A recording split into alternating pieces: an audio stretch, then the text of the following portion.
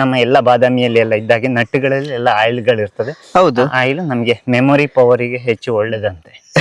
ಹಾಗಾಗಿ ಒಳ್ಳೆ ಕ್ರಿಸ್ಪಿ ಒಂಥರ ಫ್ರೈ ಮಾಡಿದ್ರೆ ಒಳ್ಳೆ ಪರಿಮಳ ಬರ್ತದೆ. ಈಗ ಪರಿಮಳ ಇರೋದಿಲ್ಲ, ಬಟ್ ಟೇಸ್ಟ್ ಅಲ್ಲ, ಹಸಿ ತಿನ್ಲಿಕ್ಕೆ ಆಗ್ತದೆ. ಹಾಗೆ ತಿನ್ನಿ, ಈಗ ಹಾಗೆ ತಿನ್ ನೋಡಿ, ಟೇಸ್ಟ್ ಆಗ್ತದೆ. ಹಾ, ಡೈರೆಕ್ಟ್ ತಿನ್ನಿ. ಗೇರು ಬೀಜ ತಿಂದಾಗೇನೆ ತುಂಬಾ ಚೆನ್ನಾಗಿದೆ ಹಣ್ಣು. ಹೌದು, ಸೂಪರ್. ಮಲ್ಬೆರಿ ಅಂದ್ರೆ ನಮ್ಮ ಹಿಪ್ಪು ನೇರಳೆ ಉಂಟಲ್ಲ, ಹಿಪ್ಪು ನೇರಳೆ ಜಾತಿ, ಅದು ಫುಲ್ ರೆಡ್ ಆಗ್ತದೆ. ಇದು ಹಣ್ಣು ಹತ್ರ ಫುಲ್ ಸ್ವೀಟ್, ಒಂದ್ ಸ್ವಲ್ಪ ಕೂಡ ಹುಳಿ ಬರುದಿಲ್ಲ. ಸುಮಾರು 3 ಇಂಚು ಉದ್ದ ಬರುವಂತದ್ದು. ಇವಾಗ ತುಂಬಾ ಸ್ವೀಟ್ ಇರುದಿಲ್ಲ, ಲೈಟ್ ಸ್ವೀಟ್ ಇರ್ತದೆ ಅಷ್ಟೇ. ಇಲ್ಲಿ ಸ್ವೀಟ್ ಉಂಟು. ಅದೇ ಹಣ್ಣು ಆಗ್ಲಿಲ್ಲ, ಹಣ್ಣಾದ್ರೆ ಫುಲ್ ಸಾಫ್ಟ್ ಆಗ್ತದೆ. ಇದು ಹವಾಯಿಯದ್ದು, ಮೇನ್ ಬ್ರೆಜಿಲ್ ಹವಾಯಿಯದ್ದು ಆ ಸೈಡಿನ ಹಣ್ಣಿದು.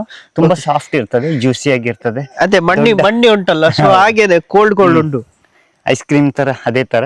ತುಂಬಾ ಸ್ವೀಟ್ ಅಂತ ಹೇಳಿ ಬರುದಿಲ್ಲ. ಇದು ಈ ವೆರೈಟಿ. ಇನ್ನೊಂದು ಸ್ವೀಟ್ ವೆರೈಟಿ ಇದೆ, ರೊಲಿನಿಯಾ ಮ್ಯೂಕೋಸ್ ಸೆಲ್ವಾಟಿಕಾ ಅಂತ ಹೇಳಿ. ಇದು ರೊಲಿನಿಯಾ ಡೆಲಿಶಿಯಸ್ ಅಥವಾ ಬೆರಿಬಾ ಅಂತ ಹೇಳಿ ಕರೀತಾರೆ. ಬಾರಿ ಒಳ್ಳೆ ಸ್ವೀಟ್ ಆಗಿರುವಂತದ್ದು. ನುಗ್ಗೆಕಾಯಿ ತರ ಕಾಣಿಸ್ತದೆ ಫಸ್ಟ್. ಅದೇ ಹೊರಗಿಂದ ನೋಡುವಾಗ ಒಳಗೆ ಇಷ್ಟು ಒಳ್ಳೆ ಕ್ಯಾಂಡಿ ತರ ಇರುವಂತದ್ದನ್ನು.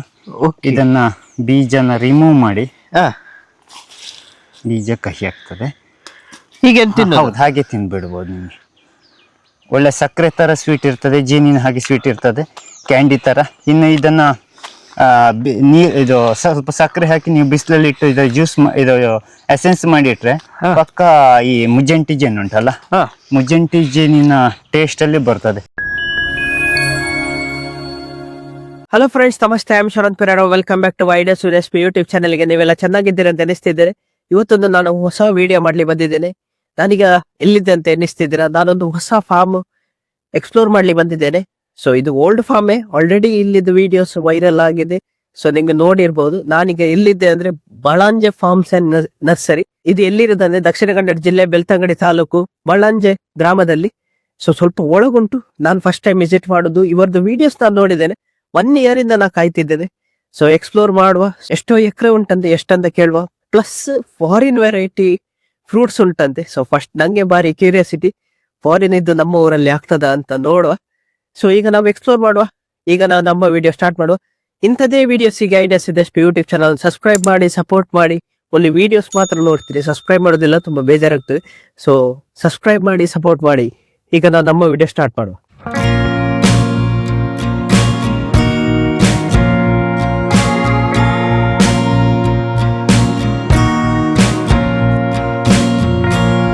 ಫ್ರೆಂಡ್ಸ್, ನಮ್ಮೊಟ್ಟಿಗೆ ಇದ್ದಾರೆ ಬಳ್ಳಂಜೆ ಫಾರ್ಮ್ಸ್ ಇದು ಓನರ್ ಅನಿಲ್ ಬಣ್ಣಂಜೆ. ನಮಸ್ತೆ ಸರ್. ನಮಸ್ಕಾರ, ಹೇಗಿದ್ದೀರಿ? ಆರಾಮ.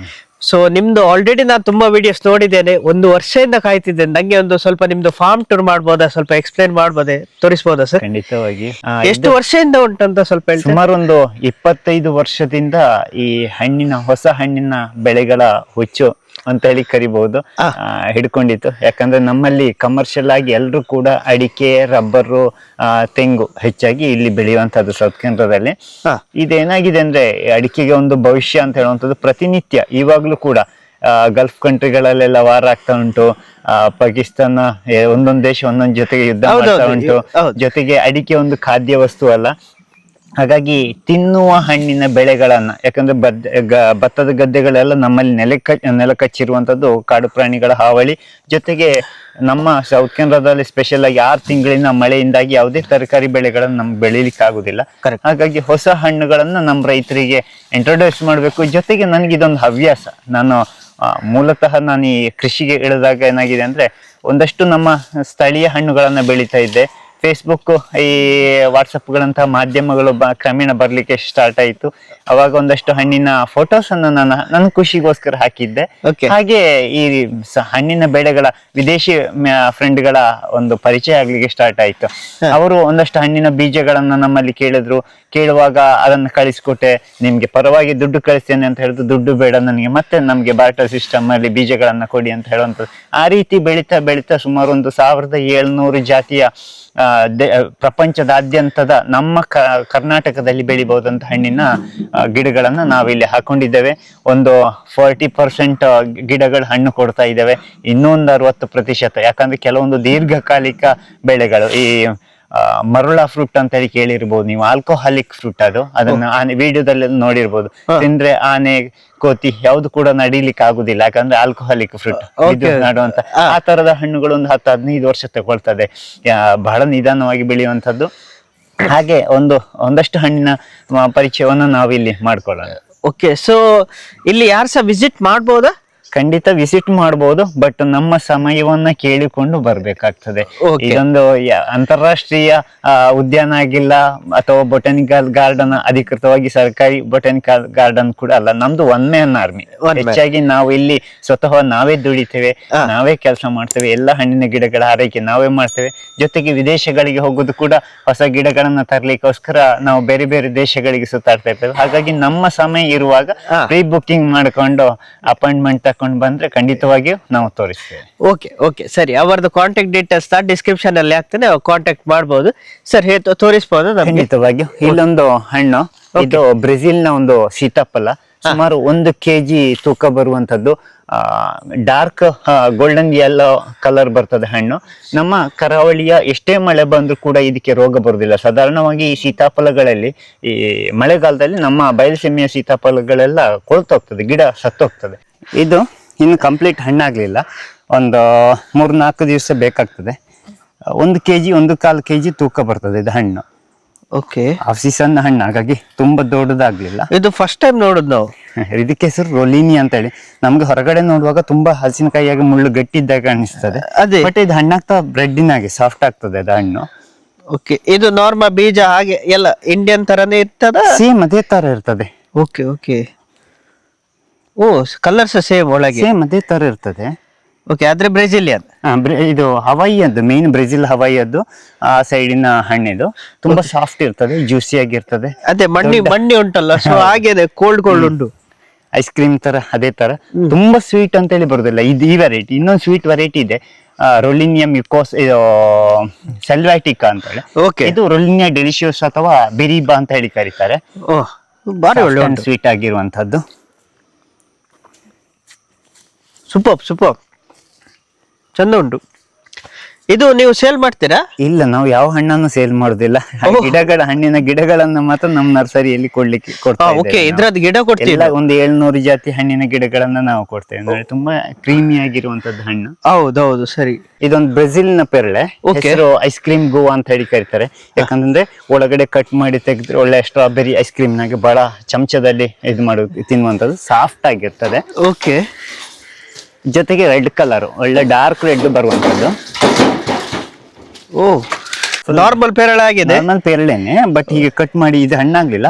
ಫುಲ್ ಹಣ್ಣಾದ್ರೆ ನೀವು ಕಟ್ ಮಾಡಿ ಐಸ್ ಕ್ರೀಮ್ ತಿಂದಾಗ ಅದನ್ನ ತಿನ್ಬಹುದು. ಒಳಗಡೆ ಫುಲ್ ರೆಡ್ ಇರ್ತದೆ. ಈ ಸ್ಪೂನ್ ಅಲ್ಲಿ ನೀವು ಅದನ್ನು ತೆಗೆದು ತಿನ್ಬಹುದು. ಸೂಪರ್, ತುಂಬಾ ಒಳ್ಳೆ ಉಂಟು. ದೊಡ್ಡ ಹಣ್ಣಾಗ್ತದೆ, ಬಟ್ ಇವಾಗ ಸಮ್ಮರ್ ಆಗಿದ್ದ ಕಾರಣ ಹಣ್ಣು. ಇದು ಯಾವಾಗ ಟೈಮ್ ಕರೆಕ್ಟ್? ಆಲ್ಮೋಸ್ಟ್ ಸೀಸನ್ ಮುಗಿತಾ ಬಂತು. ಈಗ ಮತ್ತೆ ವಾಪಸ್ ಚಿಗುರಿ ವರ್ಷದಲ್ಲಿ 3 ಸಲ ಬರ್ತದೆ ಇದರಲ್ಲಿ. ಓಕೆ, ಮಾರ್ಚಿಗೆ ಎಂಡ್ ಆಗ್ತದೆ ಒಂದ್ಸರ್ತಿ. ಓಕೆ,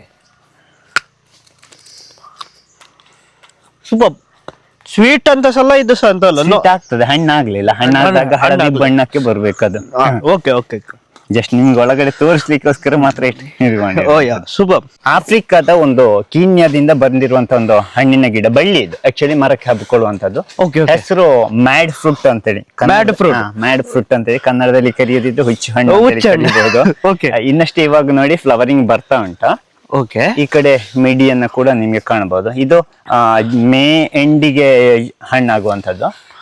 ಇದರ ವಿಶೇಷತೆ ಅಂದ್ರೆ ಆ ಕಡೆ ಪೈನಾಪಲ್ ನ ಟೇಸ್ಟ್, ಈ ಕಡೆ ಮ್ಯಾಂಗೋದ ಟೇಸ್ಟ್, ಈ ಕಡೆ ಫ್ಯಾಷನ್ ಫ್ರೂಟಿನ ಟೇಸ್ಟ್, ಬಾಳೆಹಣ್ಣಿನ ಟೇಸ್ಟ್, ಈ ಎಲ್ಲ ಮಿಕ್ಸ್ ಆಗಿ ಕನ್ಫ್ಯೂಸ್ ಆಗುವ ಕಾರಣ ಹುಚ್ಚು ಹಣ್ಣು ಅಂತ ಹೇಳಿ. ಸಾಬಾ ಸೆನೆಗ್ಲಾಸಿಸ್ ಅಂತ ಹೇಳಿ ಇದ್ರ ಬೊಟಾನಿಕಲ್ ನೇಮ್. ಇದು ಮೇನ್ ಆಗಿ ಜ್ಯೂಸಿಗೆ ತುಂಬಾ ಹುಳಿ ಇರ್ತದೆ ಹಣ್ಣು, ಒಳ್ಳೆ ಫ್ಲೇವರ್ ಇರ್ತದೆ. ಒಂದು ಹಣ್ಣಿನಲ್ಲಿ ಒಂದು 20-30 ಲೋಟ ಜ್ಯೂಸ್ ಮಾಡ್ಕೋಬಹುದು.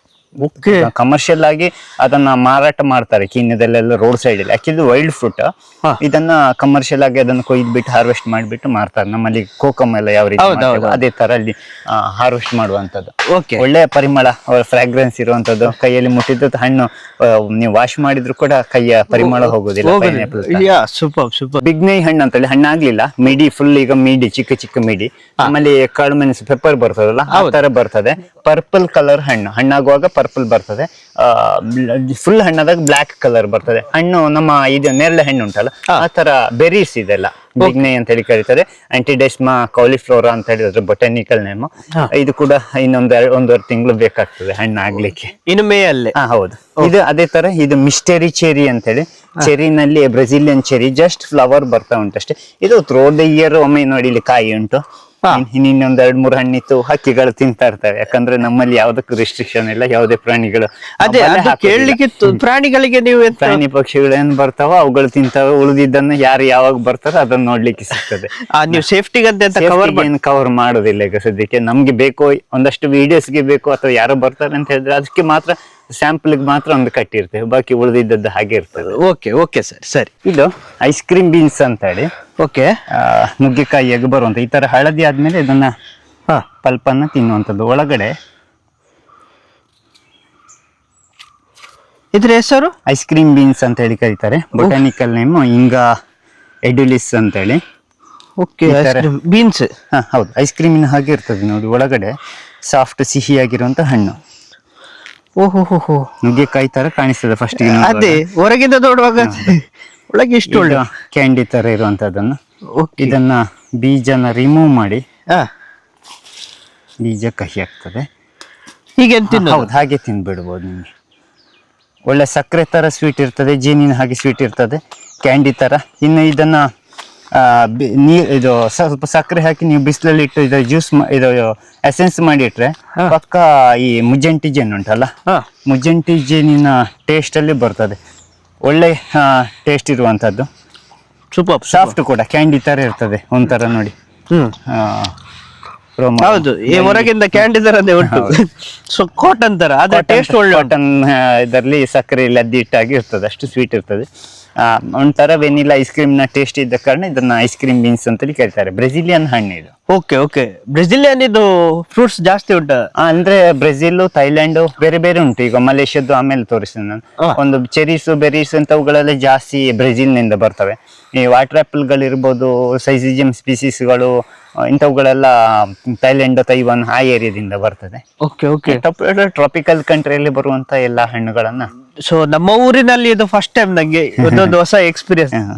ಮಬೋಲ್ ಅಂತ ಹೇಳಿ ಕರೀತಾರೆ, ವೆಲ್ವೆಟ್ ಆಪಲ್ ಅಂತ ಹೇಳಿ ಕರೀತಾರೆ ಇದನ್ನ. ಈ ಹಣ್ಣಿನ ಹೊರಮೈ ಉಂಟಲ್ಲ, ಮುಟ್ಟಿ ಟಚ್ ನೋಡಿ ವೆಲ್ವೆಟ್ ತರ ಇರ್ತದೆ, ಸಾಫ್ಟ್. ಹೌದು, ದೊಡ್ಡದಾಗ್ತದೆ ಹಣ್ಣು. ಆಪಲ್ ತರ ಹೊರಗಡೆ ವೆಲ್ವೆಟ್ ತರ ರೋಮ ಇರುವ ಕಾರಣ ಇದಕ್ಕೆ ವೆಲ್ವೆಟ್ ಆಪಲ್ ಅಂತ ಹೇಳಿ ಕರೀತಾರೆ.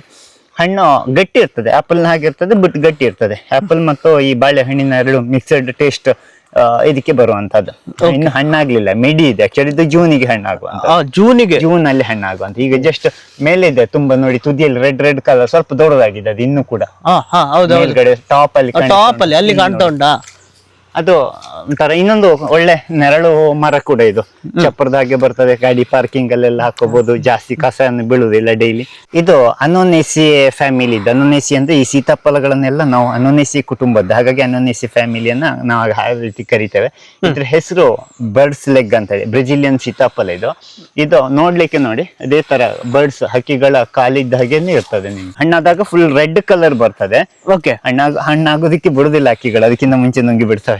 ಇದೆಲ್ಲ ಈ ಗಂಟು ನೋಡಿ, ಎಲ್ಲ ಕಾಲಿನ ಗಂಟು ಇದ್ದಾಗಿ ಈ ತರ ಬರುವಂತದ್ದು. ಹೌದು, ಇಲ್ಲಿ ಕಾಲಿದು ಇಷ್ಟುದ್ದ ಬರ್ತದೆ. ಹಣ್ಣಾದಾಗ ದೊಡ್ಡದಾಗ್ತದೆ ಹಣ್ಣು. Okay, sweet. ಹಣ್ಣು ಸ್ವೀಟ್ ಇರ್ತದೆ. ಸೀತಾಫಲ ಹೇಗುಂಟು ಅದೇ ತರ ಇರ್ತದೆ. ಚಿಕ್ಕ ಚಿಕ್ಕ ಬೀಜಗಳು ಈ ಗಂಟಿನ ಒಳಗಡೆ ಇರ್ತದೆ. ಅದನ್ನ ಹಾಗೆ ನುಂಗ್ಬಹುದು ಅಥವಾ ಉಗುಳ್ಬಹುದು. ಎಲ್ಲ ತಿನ್ಬಿಟ್ಟು ಪಲ್ಪ್ ತಿನ್ಬಿಟ್ಟು ಉಗುಳ್ಬಹುದು. ಇನ್ನು ಮತ್ತೆ ಫ್ಲವರ್ ಬರ್ತದೆ. ಥ್ರೂಔಟ್ ದಿ ಇಯರ್ ಫ್ರೂಟಿಂಗ್ ಬರ್ತಾ ಇರ್ತದೆ ಇದರಲ್ಲಿ. ಥ್ರೂಔಟ್ ದಿ ಇಯರ್, ವರ್ಷ ಪೂರ್ತಿ ಹೂ ನೋಡಿ, ಇದೆಲ್ಲ ಹೂ ಬಂದು ಕಾಯಿ ಆಗುವಂತದ್ದು. ಓಕೆ ಓಕೆ, ಸರಿ ಸರ್. ಇದು ಇಂಡೋನೇಷ್ಯಾದ ಒಂದು ಸೀತಾಫಲ. ಹೆಸರು ಪೆಪಿಸಾಂಗನ್ ಅಂತ ಹೇಳಿ ಕರೀತಾರೆ. ಅನ್ನೊಂದು ಕುಟುಂಬದಿಂದ ಸೀತಾಫಲದ ಕುಟುಂಬ ನೋಡಿ. ಈ ತರ ಇದು ಕೂಡ ಹಾಗೆ ವರ್ಷದಲ್ಲಿ 2 ರಿಂದ 3 ಸಾರಿ ಹಣ್ಣು ಬರುವಂತದ್ದು. ಒಮ್ಮೆದ ಹಣ್ಣು ಆಗಿದೆ ನೋಡಿ, ಇಲ್ಲಿ ಕಪ್ಪಾಗಿ ಒಣಗಿ ಹೋಗಿರೋ ಬಾಳೆಹಣ್ಣಿನ ಹಾಗೆ ಇರ್ತದೆ. ಯೆಲ್ಲೋ ಕಲರ್, ಡಾರ್ಕ್ ಹಳದಿ ಬಣ್ಣ ಇರ್ತದೆ. ಸೇಮ್ ಬಾಳೆಹಣ್ಣಿನದ್ದೇ ಟೇಸ್ಟ್ ಇರ್ತದೆ, ಗಟ್ಟಿ ಇರ್ತದೆ. ನಮ್ಮ ಸೀತಾಫಲದಾಗೆ ಮೆತ್ತಗಾಗುದಿಲ್ಲ. ಇದು ಕೂಡ ನೋಡಿ, ಒಂದು 5-6 ಒಂಥರ ಫ್ಯಾನ್ ಬಂದಾಗೆ ಒಂದು ಗೊಂಚಲಾಗಿ ಬರುವಂತದ್ದು. ಇದು ಕೂಡ ಈ ಒಂದು ಹೂ ಬಂದಾಗೆ. ಹೌದು, ಹೀಗೆ ಅರಳಿಕೊಂಡಿರುವಂತದ್ದು. Bush plant. ಅದು ತುಂಬಾ ಎತ್ತರ ಹೋಗುದಿಲ್ಲ. ಸುಮಾರು ಒಂದು 18 ವರ್ಷ ಆಯ್ತು ಈ ಮರಕ್ಕೆ. 18 ವರ್ಷ ಅಷ್ಟೇ ಹತ್ರ ಹೋಗುವ. ಓಕೆ ಓಕೆ ಓಕೆ, ಸರಿ. ಡಾರ್ಕ್ ವೆರೈಟಿಗಳೆಲ್ಲ. ಇದು ಸಿಲ್ವರ್ ಬೆರ್ರಿ ಅಂತ ಹೇಳಿ ಚೈನೀಸ್ ಹಣ್ಣು. ಇದು ಚೈನಾ ದೇಶದ ಹಣ್ಣು. ಹೆಸರು ಹೇಳುವ ಹಾಗೆ ಇದರ ಎಲೆ ಹಿಂದ್ಗಡೆ ಉಂಟಲ್ಲ ಸಿಲ್ವರ್ ತರ ಬರ್ತದೆ ನೋಡಿ, ಇಲ್ಲಿ ನೋಡಿ ಸಿಲ್ವರ್ ತರ ಲೈಟ್ ಹಾಕೊಂಡ್ರೆ ಒಳ್ಳೆ ಸಿಲ್ವರ್ ನಾಗಿ ಶೈನಿಂಗ್ ಬರುವಂತದ್ದು. ಒಳ್ಳೆ ಇನ್ನೊಂದೇನಂದ್ರೆ ಇದ್ರ ಎಲೆಯ ಮೇಲೆ ಕೂಡ ಈ ಸಿಲ್ವರ್ ಡಾಟ್ಸ್ ಗಳಿರ್ತದೆ. ಆಕ್ಚುಲಿ ಇದು ಎಲೆ ಇದಲ್ಲಿ ಆದ್ರೆ ಹೀಗೆ ತರ ಹೊಡೆದ್ರೆ ನಿಮ್ಗೆ ಸಿಲ್ವರ್ ಡಾಟ್ಸ್ ಲೈಟ್ ಹಾಕಿದ್ರೆ ಅಲ್ಲಿ ಕರೆಕ್ಟ್ ಕಾಣಿಸ್ತದೆ. ಈಗ ಜಸ್ಟ್ ಹೂ ಬರ್ತಾ ಉಂಟಷ್ಟೇ. ರೆಡ್ ಕಲರ್ ಹಣ್ಣು, ಇಷ್ಟು ದೊಡ್ಡ ಹಣ್ಣು, ಉದ್ದ ಶೇಪಿಂದು ಹಣ್ಣು. ಒಳ್ಳೆ ಸ್ವೀಟ್, ಹುಳಿ ಮಿಶ್ರಿತ ಸ್ವೀಟ್ ಇರ್ತದೆ, ಒಳ್ಳೆ ಜ್ಯೂಸ್. ಇದೇ ತರದ್ ನಮ್ಮ ವೆಸ್ಟರ್ನ್ ಘಾಟ್ ಅಲ್ಲಿ ಕೂಡ ಇನ್ನೊಂದುಂಟು, ಇದು ಎಲಗ್ನೆಸ್ ಲ್ಯಾಟಿಫೋಲಿಯಾ ಅಂತ ಹೇಳಿ. ವೆಸ್ಟರ್ನ್ ಘಾಟ್ ಅಲ್ಲಿ ಇರುವಂತದ್ದು ಕಾಡು ಹಣ್ಣು, ಹುಲಿಗೆ ಹಣ್ಣು ಅಂತ ಕರೀತಾರೆ. ತುಂಬಾ ಹುಳಿ, ಅದೇ ಎಲಗ್ನೆಸ್ ಕಾನ್ಸರ್ಟಾ ಅಂತ ಹೇಳುವಂತದ್ದು. ಓಕೆ, ಇದು ತುಂಬಾ ಸ್ವೀಟ್ ಇರುವಂತದ್ದು. ಚೈನೀಸ್ ಕಮರ್ಷಿಯಲ್ ಆಗಿ ಗುಮ್ಮಿ ಫ್ರೂಟ್ ಅಂತ ಕರೀತಾರೆ, ಅಥವಾ ಸಿಲ್ವರ್ ಬೆರಿ ಅಂತಲೂ ಕರೀತಾರೆ. ಓಕೆ. ಸೊ ಒಂದು ಕ್ವಶನ್, ಇಷ್ಟೆಲ್ಲ ಹೇಳ ನೀವು ಟ್ರೈನಿಂಗ್ ತಗೊಳ್ಳಿದ್ದೀರಾ? ಇಷ್ಟೆಲ್ಲ ಐಡಿಯಾಸ್ ನಮ್ಗೇನಂದ್ರೆ ನಾವು ಇದೇ ಫೀಲ್ಡ್ ಅಲ್ಲಿ ಇರುವಾಗ ಪ್ರತಿನಿತ್ಯ ಅದನ್ನೇ ಮಾತಾಡಿ ಅಥವಾ ಅದರ ಜೊತೆಗೆ ಇರ್ಕೊಂಡು ಅದರ ಬಗ್ಗೆ ಫೇಸ್ಬುಕ್ ಅಲ್ಲಿ ಇರ್ಬೋದು, ಗೂಗಲ್ ಅಲ್ಲಿ ಇರ್ಬೋದು, ಇದರ ಬಗ್ಗೆ ಸರ್ಚ್ ಮಾಡ್ತಾ ಇರುವ ಕಾರಣ ಅದು ಬಾಯ್ಪಾಠ ಆಗಿರ್ತದೆ. ಎಷ್ಟೋ ಜನ ನಮ್ಮಲ್ಲಿ ಕೇಳ್ತಾರೆ, ನೀವು ಅದನ್ನ ಬೋರ್ಡ್ ಹಾಕೋಬೇಕು. ಹಾಗೆ ನಮ್ಗೆ ಒಮ್ಮೆ ನಾಟಿ ಮಾಡಿದ್ರೆ ಯಾವ ಜಾಗದಲ್ಲಿ ಎಂತ ಉಂಟು ಅಂತ ಹೇಳಿದ್ರೆ ರಾತ್ರಿ ಕೂಡ ನೀವು ಕೇಳಿದ್ರೆ ಅದನ್ನ ಹೇಳುವಷ್ಟು ನೆನಪು ಉಳಿತದೆ. ಓಕೆ, ಹಣ್ಣಾಗ್ಲಿಲ್ಲ, ಬಟ್ ಇದು ಇದರದ್ದು ಶಹದೂದ್ ಮಲ್ಬೇರಿ ಅಂತ ಹೇಳಿ ಕರೀತಾರೆ. ಮಲ್ಬೇರಿ ಅಂದ್ರೆ ನಮ್ಮ ಹಿಪ್ಪು ನೇರಳೆ ಉಂಟಲ್ಲ, ಹಿಪ್ಪು ನೇರಳೆ ಜಾತಿ, ಅದು ಫುಲ್ ರೆಡ್ ಆಗ್ತದೆ. ಇದು ಹಣ್ಣಾದ್ರೆ ಫುಲ್ ಸ್ವೀಟ್, ಒಂದ್ ಸ್ವಲ್ಪ ಕೂಡ ಹುಳಿ ಬರುದಿಲ್ಲ. ಸುಮಾರು 3 ಇಂಚು ಉದ್ದ ಬರುವಂತದ್ದು. Moraceae family. ಮೊರೇಸಿ ಫ್ಯಾಮಿಲಿ ಅಂದ್ರೆ ನಿಮ್ಗೆ ಈ ದಾಸವಾಳ ಎಲ್ಲ ಉಂಟಲ್ಲ, ಅದೇ ಫ್ಯಾಮಿಲಿ ಇದ್ದು. ಬಟ್ ಇದ್ರ ಇನ್ನೊಂದು ಪ್ಲಸ್ ಪಾಯಿಂಟ್ ಅಂದ್ರೆ ಇದ್ರ ಎಲೆಯನ್ನು ಕೂಡ ನಾವು ಪಲ್ಯ ಮಾಡ್ಕೋಬಹುದು, ಇದು ಪಕೋಡ ಮಾಡ್ಕೋಬಹುದು, ನೀರುಳ್ಳಿ ಬಜ್ಜಿ ಎಲ್ಲ ಮಾಡ್ತಾರಲ್ಲ ಅದೇ ತರ ಇದನ್ನು ಕೂಡ ಮಾಡ್ಕೋಬಹುದು. ಪಾಲಕ್ ಸೊಪ್ಪಿನಾಗೆ ಆಗ್ತದೆ. ನೀವು ಪಲ್ಯ ಎಲ್ಲ ಮಾಡ್ಕೊಂಡ್ರೆ ಬಚ್ಚೆಸರು ಅಥವಾ ಧಾನ್ಯಗಳು ಬೇರೆ ಯಾವ್ದಾದ್ರು ಮೊಳಕೆ ಕಾಳುಗಳನ್ನು ಹಾಕೊಂಡ್ರೆ ಪಚ್ಚೆಸರು ಮಾಡಿದಾಗೆ ಮಾಡ್ಬೋದು.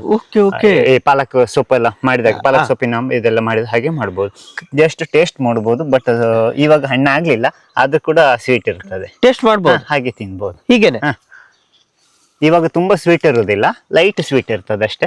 ಇಲ್ಲಿ ಸ್ವೀಟ್ ಉಂಟು, ಅದೇ ಹಣ್ಣು ಆಗ್ಲಿಲ್ಲ. ಹಣ್ಣಾದ್ರೆ ಫುಲ್ ಸಾಫ್ಟ್ ಆಗ್ತದೆ, ಅದು ಜ್ಯೂಸ್ ತರ ಆಗ್ತದೆ. ಇದು ಮಲಬಾರ್ ಚೆಸ್ಟ್ನಟ್ ಅಂತೇಳಿ ಕರೀತಾರೆ. ಓಕೆ, ನಮ್ಮ ನೇಟಿವ್ ಇಂಡಿಯನ್, ಬಟ್ ಇಂಡಿಯಾದಲ್ಲಿ ಇವಾಗ ಎಲ್ಲಿಯೂ ಕೂಡ ನಾವು ಕಾಡಲ್ಲಿ ಕಾಣಿಸ್ಲಿಕ್ಕೆ ಸಿಗೋದಿಲ್ಲ.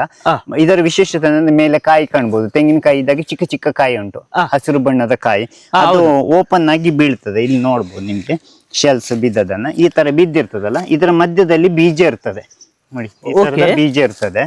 ಇದು ಅಡಿಕೆದ ಬೀಜ ತರ ಅಲ್ಲ, ನಮ್ಮ ಹಲಸಿನಕಾಯಿ ಬೀಜ ಎಲ್ಲ ಬರ್ತದಲ್ಲ ಅದೇ ತರದ ಬೀಜಗಳು. ಓಕೆ, ಇದರ ವಿಶೇಷತೆ ಎಂತ ಅಂದ್ರೆ ಇದರ ಒಳಗಿನ ಸಿಪ್ಪೆ ಉಂಟಲ್ಲ, ಸಿಪ್ಪೆಯನ್ನು, ಈ ಹೊರಗಿನ ಸಿಪ್ಪೆಯನ್ನು ತೆಗಿಬೇಕು. ಆಕ್ಚುಲಿ ಇದನ್ನ ಫ್ರೈ ಮಾಡ್ಬೇಕು. ಇದನ್ನ ಫ್ರೈ ಮಾಡಿ ಸಿಪ್ಪೆ ತೆಗಿಬೇಕು, ಬೇಗ ಬರ್ತದೆ ತೆಗಿಲಿಕ್ಕೆ. ಓಕೆ, ಹಾಗೆ ನಿಮ್ಗೆ ಪಿಸ್ತಾ ಮತ್ತೆ ಬಾದಾಮಿ ಎಲ್ಲ ತಿಂದಾಗ ಒಳ್ಳೆ ಟೇಸ್ಟ್ ಇರ್ತದೆ ಇದು. ಓಕೆ, ಇದು ಫ್ರೈ ಮಾಡಿ ತಿನ್ಬಹುದಾ? ಫ್ರೈ ಮಾಡಿ ತಿನ್ಲಿಕ್ಕೆ ಇರುವಂತದ್ದು ಇದು ನಟ್. ಓಕೆ, ನೋಡಿ ಈ ತರ ಇರ್ತದೆ, ಮಿದುಳಿನ ಶೇಪ್ ಅಲ್ಲಿ ಇರ್ತದೆ. ಆಕ್ಚುಲಿ ಇದು ಮಿದುಳಿನ ಅಥವಾ ಜ್ಞಾಪಕ ಶಕ್ತಿಗೆಲ್ಲ ಇದರ ಎಣ್ಣೆ ಉಂಟಲ್ಲ, ಇದರಲ್ಲಿ ಆಯಿಲ್ ಇರ್ತದೆ. ನಮ್ಮ ಎಲ್ಲ ಬಾದಾಮಿಯಲ್ಲಿ ಎಲ್ಲ ಇದ್ದಾಗೆ ನಟ್ಟುಗಳಲ್ಲಿ ಎಲ್ಲ ಆಯಿಲ್ಗಳು ಇರ್ತದೆ. ಹೌದು, ಆಯಿಲ್ ನಮ್ಗೆ ಮೆಮೊರಿ ಪವರಿಗೆ ಹೆಚ್ಚು ಒಳ್ಳೇದಂತೆ. ಹಾಗಾಗಿ ಒಳ್ಳೆ ಕ್ರಿಸ್ಪಿ, ಒಂಥರ ಫ್ರೈ ಮಾಡಿದ್ರೆ ಒಳ್ಳೆ ಪರಿಮಳ ಬರ್ತದೆ. ಈಗ ಪರಿಮಳ ಇರೋದಿಲ್ಲ, ಬಟ್ ಟೇಸ್ಟ್ ಇರ್ತದೆ, ಟೇಸ್ಟ್ ಇರ್ತದೆ.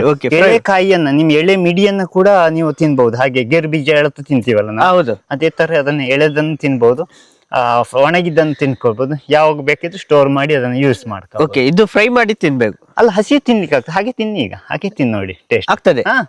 ಡೈರೆಕ್ಟ್ ತಿನ್ನಿ, ಗೇರು ಬೀಜ ತಿಂದಾಗೇನೆ. ತುಂಬಾ ಚೆನ್ನಾಗಿದೆ ಹಣ್ಣು. ಹೌದು, ಸೂಪರ್. ಅಂದ್ರೆ ಇದಕ್ಕಿಂತ ಆರೈಕೆ ಬೇಡ, ನೀವು ನಟ್ಟು ಬಿಟ್ಟರೆ ಸಾಕು. ಯಾವ ಗೊಬ್ಬರನ್ನು ಬೇಡ, ಅದರಷ್ಟಿಗೆ ತುಂಬಾ ಸ್ಟ್ರಾಂಗ್ ಬೇರುಗಳಿರ್ತವೆ. ಅಷ್ಟು ಸುಲಭದಲ್ಲೆಲ್ಲ ಬಿದ್ದು ಹೋಗುದಿಲ್ಲ. ಒಳ್ಳೆ ಇದು ಸೈಡ್ ಅಲ್ಲಿ ಅಥವಾ ರೋಡ್ ಸೈಡಿಗೆಲ್ಲ ನಟ್ರೆ ಪ್ರಾಣಿಗಳಿಗೂ ಒಳ್ಳೇದಾಗ್ತದೆ, ತಿನ್ನೋರಿಗೆ ಅಥವಾ ರೋಡ್ ಅಲ್ಲಿ ಹೋಗೋರಿಗೂ ತಿನ್ಬಹುದು ಹೆಕ್ಕಿ. ಅದು ಕರೆಕ್ಟ್, ನಿಜವಾಗಿ. ಬೇಲಿ ಸೈಡ್ ಅಲ್ಲೆಲ್ಲ ನಟ್ರೆ ಮಂಗಗಳಂತದ್ದು ಪ್ರಾಣಿಗಳು, ಎಷ್ಟೋ ಪ್ರಾಣಿಗಳಿದ್ದಾವೆ, ಆಹಾರ ಇಲ್ಲದೆ ತೋಟಕ್ಕೆ ದಾಳಿ ಯೂಸ್ ಮಾಡ್ಕೊ. ಸ್ನೇಕ್ ಫ್ರೂಟ್ ಅಂತ ಹೇಳಿ ಕರೀತಾರೆ. ನಮ್ಮ ತಾಳೆ ವರ್ಗದ್ದು ಬೆತ್ತದ ಗಿಡ ಉಂಟಲ್ಲ, ಬೆತ್ತದ ಗಿಡ ತರಾನೇ ಇರುವಂತದ್ದು, ಬಟ್ ಬಳ್ಳಿ ಆಗುದಿಲ್ಲ. ಇದು ಬುಷ್ ಪ್ಲಾಂಟ್, ಏಲಕ್ಕಿ ಗಿಡದಾಗೆ. ಇದರ ಹಣ್ಣನ್ನ, ಈ ಹಣ್ಣಿನ ಹೊರಮೈ ಭಾಗ ಉಂಟಲ್ಲ, ಮುಳ್ಳು ಇದು ಮುಳ್ಳು, ಸಿಕ್ಕಾಪಟ್ಟೆ ಮುಳ್ಳು. ಇದಕ್ಕೆ ನೋಡಬಹುದು, ಜಸ್ಟ್ ಒಂದು ಮುಳ್ಳು ತೋರಿಸಿ. ಎಷ್ಟು ಅಂದ್ರೆ ಈ ಗಿಡದ ಹತ್ರಕ್ಕೆ ಉಂಟಲ್ಲ, ಆನೆ ಬರುದಿಲ್ಲ, ಹಂದಿ ಬರುದಿಲ್ಲ, ಮಂಗ ಬರುದಿಲ್ಲ, ಅಷ್ಟು ಶಾರ್ಪ್ ಮುಳ್ಳು. ಒಮ್ಮೆ ಚುಚ್ಚಿದ್ರೆ ಅದನ್ನು ತೆಗಿಲಿಕ್ಕೆ ಬಹಳ ಕಷ್ಟ ಆಗ್ತದೆ. ಅದು ತುಂಬಾ ಶಾರ್ಪ್ ಉಂಟು. ಇದರ ಹೂ, ಈ ಹೂ ಇವಾಗ ಸೀಸನ್ ಅಲ್ಲ, ಹೂವಿನಲ್ಲಿ ಕಾಯಿ ಬಂದು ಈ ನಮ್ಮ ಈರೋಳು ಅಂತ ಹೇಳಿ ಕರಿತೀವಲ್ಲ ನಾವು. ಹೌದು ಈರೋಳ. ಟೊಡ್ಡಿ ಪಾಮ್ ಅಂತ ಹೇಳಿ ಅಥವಾ ತಾಳೆ ಬೊಂಡ ಅಂತ ಹೇಳಿ. ಹೌದು. ಆ ಬೊಂಡದ ಹಾಗೆ ಆ ಕಾಯಿ ಹಾಗೆ ಇರ್ತದೆ, ಸಿಪ್ಪೆ ಪೇಪರ್ನ ಹಾಗೆ ಹೊರಗಡೆ ಹಾವಿನ ಚರ್ಮ ಇದ್ದಾಗ ಇರ್ತದೆ. ಆ ಸಿಪ್ಪೆಯನ್ನ ತೆಗೆದು ಒಳಗಡೆ ಇದು ತಾಳೆ ಬೊಂಡ ತಿಂದ ಹಾಗೆ ತಿನ್ಬಹುದು, ನಮ್ಗೆ ಒಳ್ಳೆ ಟೇಸ್ಟ್ ಇರ್ತದೆ. ಜೊತೆಗೆ ಯಾವುದೇ ಪ್ರಾಣಿಗಳ ಹಾವಳಿ ಬರುದಿಲ್ಲ, ನಾವು ಫೆನ್ಸ್ ಅಲ್ಲಿ ಉದ್ದಕ್ಕೆ ನಡ್ಕೊಂಡು ಹೋದ್ರೆ ಅದನ್ನ ದಾಟಿ ಒಳಗಡೆ ಬರುದಿಲ್ಲ. ಕರೆಕ್ಟ್ ಫ್ರೆಂಡ್ಸ್, ನೀವು ನೋಡಿದ್ರ ಅಂತ foreign variety, Brazilian variety of fruits Belthangady ತಾಲೂಕಿನಲ್ಲಿ. ಸೊ ಫಸ್ಟ್ ಟೈಮ್ ನೋಡಿದ್ ನಂಗೆ ತುಂಬಾ ಖುಷಿ ಆಯ್ತು. ಸೊ ನಿಮ್ಗೆ ಹೇಗಾಯ್ತು ಅಂತ ನೀವು ಕಮೆಂಟ್ ಮಾಡಿ. ಸೊ ಇದು ಪಾರ್ಟ್ 1. ಪಾರ್ಟ್ 2 ಉಂಟು, ಇನ್ನು ಯಾವುದೆಲ್ಲ ಫ್ರೂಟ್ಸ್ ತೋರಿಸ್ಬೋದು ಅಂತ ನೀವೇ ಎನಿಸಿ. ಸೊ ಅದರ ಮುಂಚೆ ಸೊ ಈ ವಿಡಿಯೋನ ಲೈಕ್ ಮಾಡಿ, ಮತ್ತು ಈ ಚಾನಲನ್ನು ಸಬ್ಸ್ಕ್ರೈಬ್ ಮಾಡಿ, ಬೆಲ್ಲೈಕನ್ ಒತ್ತಿರಿ, ಸಪೋರ್ಟ್ ಮಾಡಿ. ನೆಕ್ಸ್ಟ್ ವಿಡಿಯೋ ಇನ್ನೂ ಬೇಗ ಬರ್ತದೆ. ಈ ವಿಡಿಯೋ ಆದಷ್ಟು ಜನರಿಗೆ ಶೇರ್ ಮಾಡಿ. ಸೊ ಇನ್ನು ನಾವು ನೆಕ್ಸ್ಟ್ ವಿಡಿಯೋಲ್ಲಿ ಸಿಗುವ. Thank you, bye bye.